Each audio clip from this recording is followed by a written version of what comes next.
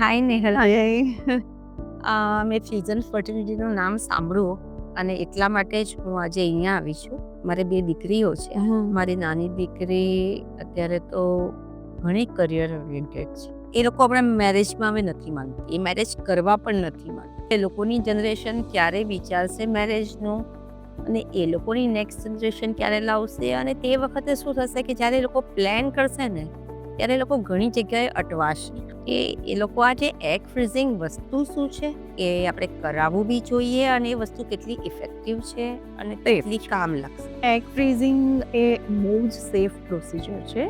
એમાં એ લોકોને 10 થી 15 દિવસ ઇન્જેક્શન લેવાના હોય છે અને એક શોર્ટ જીએની અંદર એ એગ્સ બહાર કાઢી લેવામાં આવે અને અમે એમને ફ્રીઝ કરીને લિક્વિડ નાઇટ્રોજનમાં રાખી દઈએ છીએ અને એમાં કોઈ જ અનસેફ વસ્તુ નથી. એટલે એમને એક ફ્રીડમ મળે. જે બાયોલોજિકલ ક્લોક ટિક કરે છે કે મારા એગ્સ બગડી જશે, એ ટેન્શનમાં નહીં રહે. તમે 25 વર્ષે ફ્રીઝ કરી દીધા તો એગ 25 વર્ષના જ રહેવાના. તમારી ઉંમર ભલે 35 થઈ ગઈ. It's very expensive.